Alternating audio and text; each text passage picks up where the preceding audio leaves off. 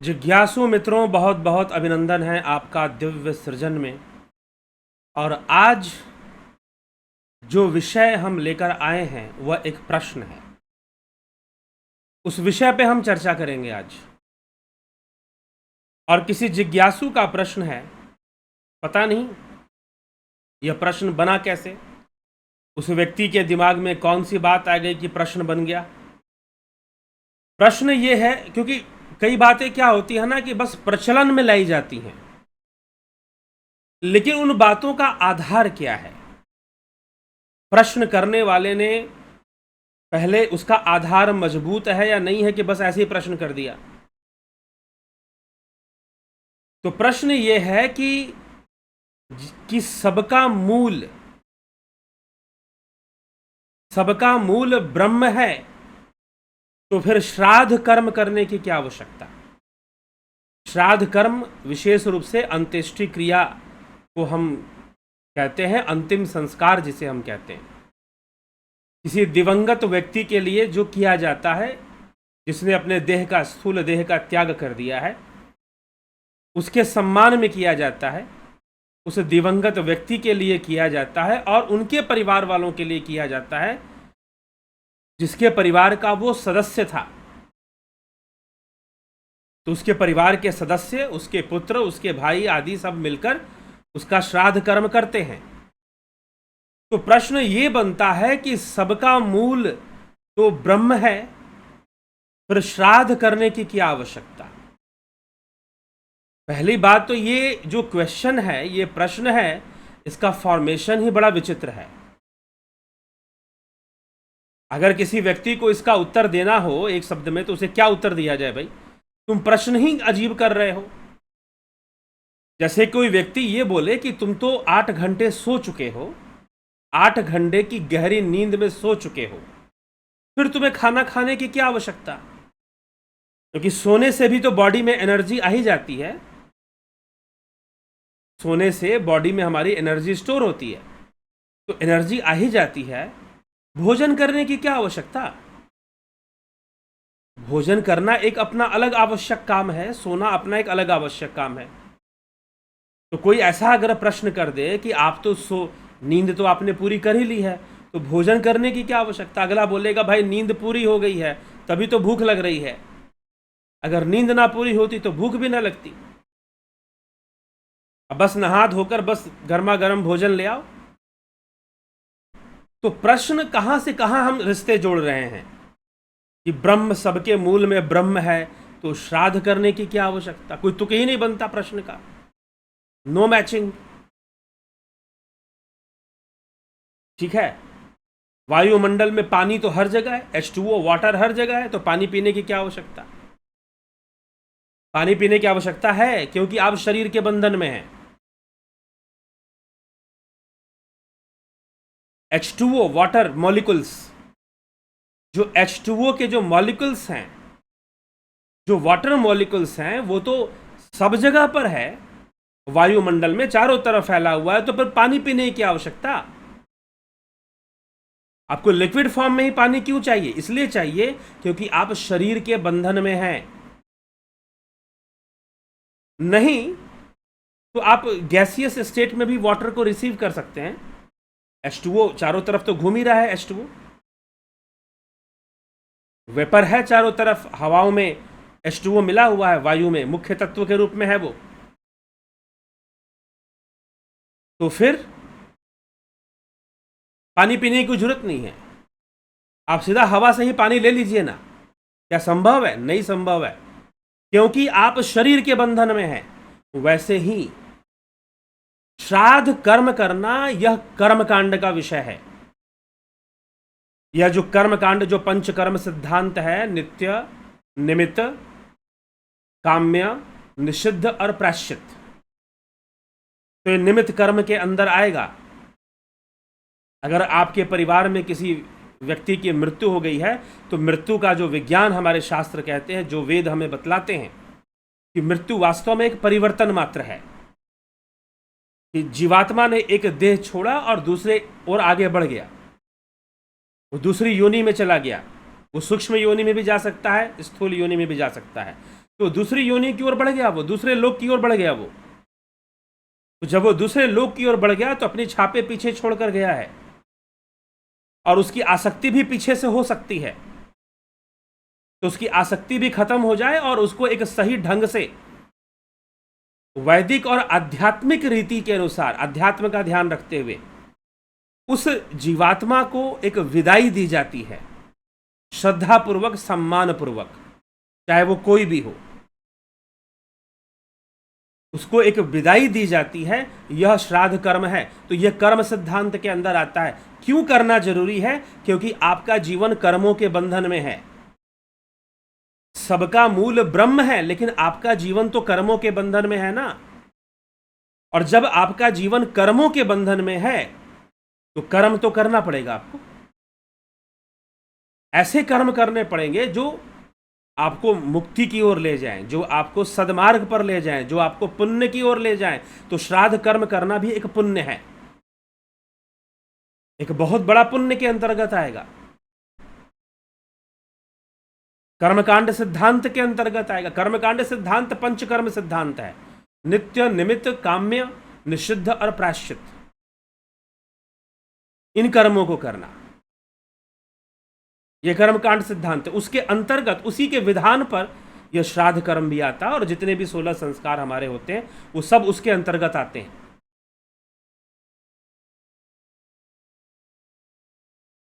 ठीक है। जिज्ञासुओं, ये बात समझने की आवश्यकता है। जब आप कर्म बंधन में हैं तो कर्म तो करना पड़ेगा। शरीर के बंधन में है तो पानी तो पीना पड़ेगा। आपको लिक्विड फॉर्म में वाटर चाहिए, और शुद्ध वाटर चाहिए, फिल्टर वाला चाहिए। नहीं तो बिस्लरी का बोतल आपको बाहर में खरीदना पड़ेगा। आजकल पानी शुद्ध नहीं है हर जगह पर, लोग बीमार पड़ जाते हैं। पहले तो लोग कहीं से भी पानी पी लिया करते थे, पानी जल शुद्ध हुआ करता था। लेकिन हवा से तो कभी ना पी पाएंगे। जब तक शरीर के बंधन में है तो हवा से कैसे पानी पी पाएंगे? नहीं पी पाएंगे। वैसे ही यदि आप कर्म बंधन में हो, ब्रह्म सबका मूल है, नो डाउट। भाई साहब ने प्रश्न किया, ब्रह्म तो सबका मूल है तो श्राद्ध करने की क्या आवश्यकता? बिल्कुल वही बात कि पानी तो सब जगह है, वायुमंडल में H2O तो हर जगह है, तो पानी पीने की क्या आवश्यकता? हर जगह है ही, श्वास से ही ले लो H2O। लिक्विड फॉर्म में लेने की क्या आवश्यकता है? जी नहीं। आप शरीर बंधन में हैं, आप इस फिजिकल बॉडी के बाउंडेशन में हैं। इसको लिक्विड फॉर्म में चाहिए वाटर, इसको लिक्विड फॉर्म में वाटर चाहिए। वैसे ही आप कर्म बंधन में हैं, और जब आप कर्म बंधन में हैं तो आपके लिए कर्म भी अनिवार्य है। और यही तो उपदेश श्री कृष्ण अर्जुन को समझाने में लगे हुए। ये तू निष्काम भावना से युद्ध कर, कर्म कर, ये तू क्षत्रिय कर्म है तेरा, तू कर, तुझे ये करना ही चाहिए। अर्जुन कहता मैं ब्रह्मचारी बनकर भिक्षा मांगकर सारा जीवन व्यतीत कर दूंगा। ब्रह्मचारी बनकर सारा जीवन मैं व्यतीत कर दूंगा। कृष्ण कहते हैं यह तेरा मिथ्या आचरण होगा, तू मिथ्याचारी होगा, क्योंकि यह तेरा धर्म नहीं है, यह तेरा स्वभाव नहीं है। तेरा धर्म क्षत्रिय धर्म है, तो इस समय उसकी पालना तेरे लिए आवश्यक है, तू वही कर। क्योंकि तू ब्रह्मचारी भी बन जाएगा और सारा ध्यान युद्ध भूमि में रखेगा, तो फिर वो व्यर्थ होगा। तेरा ब्रह्मचर्य एक ढोंग हो जाएगा, एक मिथ्या आचरण हो जाएगा। इससे बेहतर है तू जिस काम के लिए बना है और जो तेरा धर्म है, कर्तव्य है, उसकी पालना कर, और निष्काम भावना से कर। योग का अर्थ समझाते हैं, योगी बनने का मतलब समझाते हैं। कर्म तो करना पड़ेगा। ना तो कश्चित क्षणमपि जातु तिष्ठत्य कर्म कृत। अर्जुन, क्षण मात्र के लिए भी तू कर्म का त्याग नहीं कर सकता। कर्म प्रकृति जैर गुणा, कर्म प्रकृति का गुण है, प्रकृति है वश, प्रकृति के वशीभूत, प्रकृति के वशीभूत सारे कर्म करवाए जाते हैं। हम सब कर्म बंधन में हैं, और जब तक हम कर्म बंधन में हैं तब तक कर्म करना है, श्राद्ध कर्म करना है, और जितने भी जरूरी हमारे कर्म हैं वो सारे कर्म हमको करने ही चाहिए। ब्रह्म सबका मूल है। जी हाँ, ब्रह्म सबका मूल है, वो एक अलग टॉपिक हो गया, वो एक अलग विषय हो गया। ब्रह्म सबका मूल है, सर्वव्यापी है, तो उस ब्रह्म तक पहुंचने के लिए आपको योग साधना करनी चाहिए, आपको ध्यान योग करना चाहिए।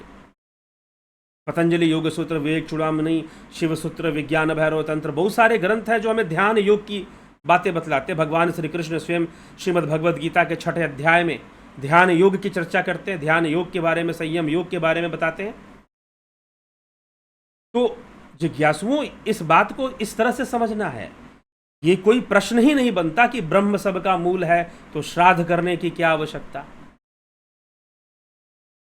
ठीक है, कर्म बंधन में हो ना, और जब तक कर्म बंधन में हो तो कर्म तो करना है, वो सारे कर्म करने चाहिए जो अनिवार्य है, जो जरूरी है, जो सही है। ठीक है, तो वो कर्म आपको करना ही चाहिए। ब्रह्म मूल में है तो उस मूल तक पहुंचने के लिए ध्यान योग करिए, ध्यान योग की साधना करिए उस मूल तक पहुंचने के लिए। योग मार्ग पर आइए और योगी बनिए। अर्जुन से भी कहा जा रहा है योगी बन जा, तस्माद योगी भव अर्जुन। हे अर्जुन, तो योगी बन जा, योगी बनिए और योग मार्ग को अपनाइए और ब्रह्म तक पहुंचिए, ब्रह्म योग करिए, ब्रह्म लय करिए। वह एक अलग विषय है। जिस समय आप ब्रह्म लय कर जाएंगे, जिस समय आप जीवन मुक्त हो जाएंगे, उस समय ठीक है, आपको वो कर्म का आवश्यकता नहीं पड़ेगी। लेकिन फिर भी लोक संग्रह के लिए महापुरुष करते हैं। भगवान कृष्ण ने ही कहा कि लोक संग्रह के लिए सारे कर्म, यज्ञ आदि सारे कर्म करने चाहिए। देवताओं के प्रति जो कर्म होते हैं, प्रकृति के प्रति जो कर्म होते हैं। तो यह विषय है, हम कर्म बंधन में हैं तो हमें शुभ कर्मों को करना चाहिए, जिससे कि हमारे शुभ कर्मों का निर्माण होगा। तो शुभ कर्म साधना में, ध्यान योग में, ब्रह्म उपलब्धि में, ब्रह्म अवस्था को प्राप्त करने में सहयोगी होते हैं शुभ कर्म। शुभ कर्म हमारे सहयोगी होते हैं ब्रह्म अवस्था को प्राप्त करने में। तो इसीलिए हमें वो सारे शुभ कर्म करने ही चाहिए। अन्यथा प्रकृति तो क्रिया प्रतिक्रिया से चलती है, एक्शन होगा तो रिएक्शन भी आएगा, और जब रिएक्शन आएगा तो हो सकता है आप दुखी हो जाएं, आपको पसंद ना आए रिएक्शन। इसलिए जिज्ञासुओं, विचारशील बने और विचारशील बनकर इस विषय पर विचार कर समझदारी से ही समझें कि ये कोई मतलब नहीं है। अगर ब्रह्म मूल में है, ब्रह्म तक हमें पहुंचना है, ध्यान योग का ऑनलाइन कोर्स चलता है। उस स्वरूप, ब्रह्म ही हमारा स्वरूप है, इसीलिए तो अहम ब्रह्मास्मि कहा गया। ठीक, अयम आत्मा ब्रह्म कहा गया। क्यों कहा गया? क्योंकि ब्रह्म ही हमारा स्वरूप है। तो स्वरूप की उपलब्धि करनी है, ब्रह्म तक हमें पहुंचना है, तो उसके लिए ध्यान योग का मार्ग है। लेकिन जब बात कर्म बंधन की आती है, कर्मों की आती है, तो उन कर्मों में श्राद्ध कर्म, अगर आपको ऐसा पड़ता है कि श्राद्ध कर्म करना है तो वो करना चाहिए। शुभ कर्मों को करना ही चाहिए, इसमें कोई संशय नहीं। समझदारी से करना चाहिए। लोग कर्म कांड भी करते हैं, पूजा पाठ, श्राद्ध कर्म औपचारिकता के रूप में करते हैं। उनको सही भाव नहीं पता कि इस कर्म को करने के प्रति कैसी भावना होनी चाहिए, कैसा इंटेंशन होना चाहिए। जी नहीं, घर में किसी की मृत्यु हो गई है, बहुत पैसा है तो खूब बड़ा भंडारा करवा दिए, बहुत बड़ा ये करवा दिए, अच्छी बात है, होता है ये सब चीज़ें, लेकिन ओरिजिनल भावना क्या होनी चाहिए श्राद्ध करते समय, वो लोगों को समझ में नहीं आता। कुछ लोग ऐसे, मुझे कुछ समूह के मिले जो एक मिशन चला रहे हैं कि मृत्यु के समय ये ब्रह्म भोज बंद करो, ये कुप्रथा है। पहली बात तो ब्रह्म भोज नहीं, एक भाई साहब ने ऐसे फेसबुक पे पोस्ट डाल के रखा था, कुछ लोग ऐसा मूवमेंट चलते हैं, और पहली बार आप उनके डायलॉग सुनेंगे तो आप प्रभावित हो जाएंगे, क्योंकि आपको भी शास्त्रों का ज्ञान नहीं है, आपको भी अध्यात्म की समझ होती तो आप प्रभावित ही नहीं होंगे कभी भी। कि मृत्यु के समय पार्टी देना बंद करो, ये कौन सा प्रचलन है कि आप मिठाइयाँ बांटेंगे, भोजन कराएंगे, अच्छे अच्छे पकवान बनाएंगे। अरे किसी की मृत्यु हुई है, ये सब अच्छा लगता है क्या? खर्चा बचेगा, भोजन की बर्बादी नहीं होगी। 50 तरह के लॉजिक देते हैं, और उनको लगता है कि हम समाज सेवा कर रहे हैं और इस समाज सेवा के माध्यम से हम एक अपना नाम कर लेंगे, नोबेल अवार्ड ले लेंगे। क्या किया जाए? समाज सेवा के नाम पर इतनी गंदगी है देश के अंदर की पूछिए मत। सोशल वर्क, NGO, बहुत सारी चीज़ों पर। सबसे पहली बात, श्राद्ध के समय जो भोजन कराया जाता है वो कोई पार्टी नहीं होती है, वो कोई ब्रह्म भोज नहीं होता है। ब्रह्म भोज तो होता ही है, लेकिन वो कोई पार्टी नहीं होती है, कोई खुशी से नहीं कराया जाता वो भोजन। वो भोजन क्यों करवाया जाता है? दान के रूप में करवाया जाता है। ध्यान रखिएगा, दान के रूप में करवाया जाता है। और सबसे पहली बात जो बैठती है वो संतों की, ऋषि मुनियों की, ब्राह्मणों की बैठने की प्रचलन है। लेकिन आप जाएंगे तो आजकल, चलिए ठीक है, जो अपने जाति परंपरा में भी ब्राह्मण कुल में जन्म लिए हैं उनको करा दिया जाता है। लेकिन अच्छा हो उससे पहले भी साधु सन्यासियों को करवाया जाए, जो वास्तव में ब्राह्मण हैं। कुछ ऐसे लोगों को पकड़ा जाए जो वास्तव में ब्राह्मण है, उनको करा दिया जाए तो और बेहतर है। कर्म से भी ब्राह्मण है, कुल से भी हो तो और अच्छी बात है, तो उनको करा दिया जाए। क्योंकि यहां पर भोजन कराने का उद्देश्य है कर्मों को बांटना। आप पुण्य करते हैं उस दिवंगत के प्रति, क्योंकि उस दिवंगत, जो भी आपके परिवार के सदस्य जिनकी मृत्यु हो चुकी है, उससे आपका संबंध ही क्या है? कर्मों का संबंध है। कोई आपका मित्र बनता है, कोई आपका शत्रु बनता है, कोई भ्राता बनता है, कोई माता बनती है, कोई पिता बनती है, कोई पत्नी, कोई बच्चे। ये सब कुछ कर्म संबंध से ही स्थापित होता है। किसी के साथ कर्मों का रिलेशन होता है, कर्मों का संबंध होता है, तभी ये चीज हो पाती है।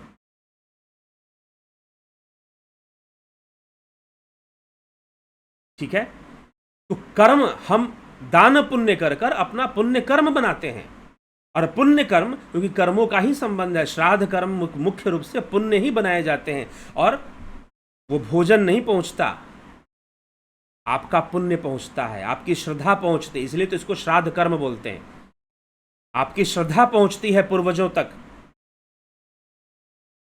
अभी पितृपक्ष आएगा तो उसमें श्राद्ध पक्ष भी बोलते हैं उसको, पिंडदान वगैरह लोग करते हैं। तो आपकी श्रद्धा, आपकी भावना और आपके पुण्य वो पहुंचता है।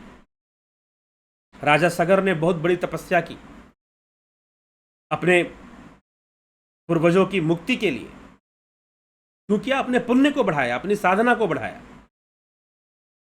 तो वो भी श्राद्ध है। तो इसलिए अब भोजन, रही बात भोजन में पूरे पकवान, मिठाइयां, ये क्यों बनती है? जी हां, उसकी शर्त है कि आप वैसा ही भोजन करवाएंगे जो आप स्वयं पसंद करते हैं। आप वो भोजन करवाएंगे जो बहुत उच्च कोटि का भोजन हो। ठीक है, हर व्यक्ति जिसका अपना सामर्थ्य है वो वैसा ही करवाएगा, लेकिन अपने सामर्थ्य में भी जो बेहतरीन है, क्योंकि ये दान का विषय है। वो वाला दान नहीं। नचिकेता की कथा आपने सुनी होगी कठोपनिषद में। कठोपनिषद में बूढ़ी गाय दान हो रहा था, नचिकेता ने रोक दिया कि पिताश्री, ये तो दान का तरीका नहीं है, शास्त्र ऐसी बातें नहीं कहते दान के विषय में, दान का ये नियम है। जब भी आप किसी को दान देते हैं, जब भी आप किसी को भोजन करवाते हैं, ज्योतिष में भी कहा जाता है कि आप वही भोजन करवाइए जो आप खुद करते हैं।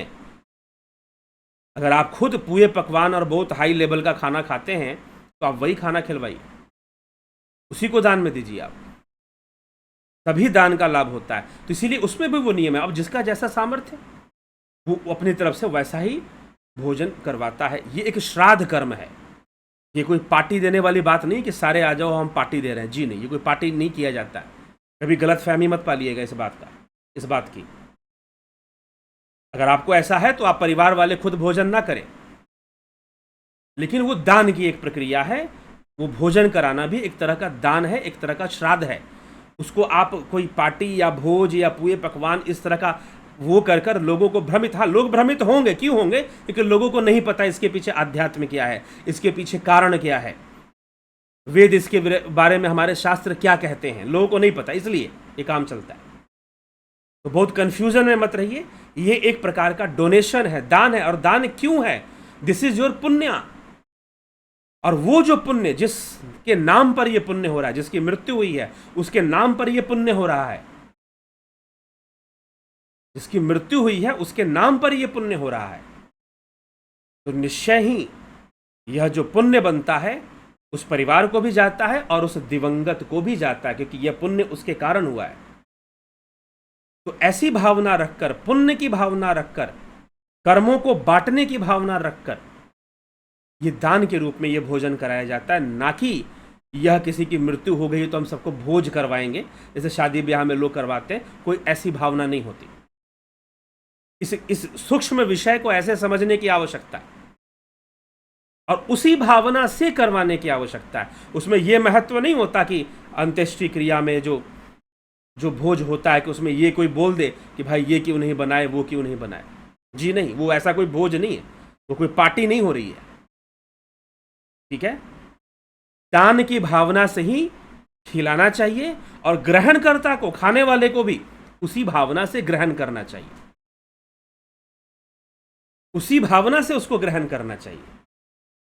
और खिलाने वाले को भी, जिसके घर में मृत्यु हुई है, उसको दान की भावना से ही अर्पित करना चाहिए, खिलाना चाहिए। ठीक है, लेकिन ठीक है, लोगों को ऐसे भावना नहीं होती। कई बार मैंने देखा ऐसी जगहों पर कुछ लोग भोजन को लेकर वो वैसे इस भाव ऐसे जाते हैं जैसे कि पार्टी हो रही है, किसी घर में मृत्यु हुई है और आप पार्टी, भोज मिलेगा वहां पर, जलेबी खाने को मिलेगी, मिठाइयाँ मिलेंगी, आप ये सोच के जा रहे हो। आपकी वैसी भावना नहीं है। वो अगला अपने दिवंगत के लिए, अपने घर में किसी व्यक्ति की सदस्य की मृत्यु हुई है, उसके सम्मान में, उसके पुण्य को बढ़ाने के लिए, उसके पुण्य को बढ़ाने के लिए, क्योंकि उसके नाम पर हो रहा है ना, तो उसका भी पुण्य बनता है। फिर उसकी शांति के लिए वो एक दान कर रहा है और आप जा रहे हो वहां पर मस्ती करने। जी नहीं, कभी भी ऐसी भावना रखकर ऐसे स्थान पर भोजन ना करें। हम मिठाइयां खाने जा रहे हैं, व्यंजन खाने जा रहे हैं। हाँ, दान का, भोजन करवाने का ये नियम है। अंत्येष्टि क्रिया में आप वही करवाएंगे जो आपके लिए श्रेष्ठ है, जो आपके लिए श्रेष्ठ है वही भोजन आप बनवा के सबको करवाएंगे। ऐसा होना चाहिए। ये भावना है शास्त्रों के अनुसार, आध्यात्मिक रूप से ये भावना है। ऐसे लोगों के जंजाल में मत पड़िए जो ये प्रचार कर रहे हैं कि भाई ये भोज बंद करवाओ। और इसमें कोई जबरदस्ती नहीं होती। कोई गरीब आदमी है, उसका जो सामर्थ्य वो करे। इसमें यह नियम नहीं होता कि सबको बुलाकर, पूरे गांव को बुलाकर खिलाना ही है। जी नहीं, वो अपने सामर्थ्य से करे जो वो कर सकता है। कोई गांव वाला कंप्लेन करता है तो गलत कंप्लेन करता है, उसे खुद नहीं पता कि शास्त्र इस विषय में क्या कहते हैं। ठीक है, तो कौन, समाज के लोग क्या कहते हैं, गांव वाले क्या कहते हैं, पड़ोसी क्या कहते हैं, रिश्तेदार क्या कहते हैं, सब अपनी जगह पर, शास्त्र अपनी जगह पर। ठीक है, शास्त्र अपनी जगह पर, सब अपनी जगह पर और शास्त्र अपनी जगह पर, यह ध्यान रखिएगा। तो इसीलिए कौन क्या कहता है, कौन क्या नहीं कहता, यह महत्व नहीं है। अपने सामर्थ्य के अनुसार एक गरीब आदमी मान लीजिए है, वो बेचारा खुद ही बहुत उच्च कोटि का या बहुत पुए पकवान वाले भोजन खुद ही नहीं करता होगा। जब वो खुद ही नहीं करता तो उसे खिलाने की वैसी आवश्यकता भी नहीं। जो वो अपने में बेहतर भोजन करता है वो खिलाए, वो करवाए। ठीक है, तो ये भावना कुछ और है उसके पीछे, लेकिन लोगों ने समझ कुछ और लिया। गड़बड़ यहां पर है, ये हमें नहीं समझना है, इस बात को हमें नहीं समझना है। तो ये श्राद्ध का नियम है जो मुख्य रूप से सनातन धर्म में जो सामान्य रूप से चलता है उसकी बात कर रहा हूँ। कहीं कहीं पर कोई दूसरे कल्चर भी कुछ होते हैं तो वो किस कारण से शुरू हुए वो एक अलग बात है। लेकिन मुख्य रूप से श्राद्ध कर्म जो होता है 13वीं होती है। कुछ परिवारों में 12वीं का नियम होता है तो जो होती है, और अंत में 13वीं में जो भोज कराया जाता है वह भोज कोई पार्टी नहीं है। उसको पार्टी खाने वाले को भी पार्टी समझ के नहीं खाना चाहिए और करवाने वाले को भी इस अहंकार में नहीं करवाना चाहिए कि उसने कितनों को खिला दिया, ये करवा दिया। जी नहीं, पुण्य है, वो पुण्य है और वो पुण्य उस व्यक्ति के नाम पर है जिसकी मृत्यु हुई है। वो पुण्य उसी को जाता है क्योंकि उसके नाम पे हो रहा है, उसको ही शांति मिलती है। तो श्राद्ध कर्म, आप कर्म बंधन में है ना भाई, तो कर्म तो करना पड़ेगा। क्योंकि शरीर के बंधन में है तो पानी तो पीना पड़ेगा, चाहे वायुमंडल में चारों तरफ H2O हो, फिर भी आपको पानी पीना पड़ेगा। तो जिज्ञासुओं, यही सब कुछ प्रश्न अभी कुछ दिनों से क्या है कि बहुत सारे लोगों के क्यूरीज आती जाती थी, इकट्ठी हो रही थी। तो बहुत सारे तो मुझे ध्यान भी नहीं है, लेकिन जो बहुत महत्वपूर्ण और मुझे ध्यान में थी उनके वीडियो शिव सूत्र पे चर्चा चल रही है। बीच में 2-4 दिन के लिए रोककर इन सब चीज़ों को भी कवर करके, क्योंकि वो भी प्रतीक्षा करते रहते हैं। उनको मैं बोल देता हूँ ठीक है आपके विषय पर कभी वीडियो बनाएंगे, तो शिव सूत्र की चर्चा फिर से लाइव चर्चा में, लाइव सेशन में फिर से शुरू हो जाएगी। तो जुड़े रहें, बने रहें और समझते रहें। ये सारी बातें हमें आध्यात्मिक और शास्त्र के अनुसार हमें समझना है, हमें समझना है इन सारी बातों को, ठीक है। और जब देखिए, जब आपका स्पिरिचुअल कॉन्सेप्ट, जो अध्यात्म की फिलॉसफी है, अगर वो क्लियर होगी, कॉन्सेप्ट क्लियर होगा आपका, तो हर बात समझ में आएगी। नहीं तो कुछ नहीं समझ में आएगा, प्रश्न पे प्रश्न और बेतुके प्रश्न बनते जाएंगे। बहुत बहुत आभार है आप सभी का। इसी के साथ मैं विराम दूंगा। कल फिर मिलते हैं 9 बजे लाइव चर्चा में। आप सबका बहुत बहुत आभार, धन्यवाद।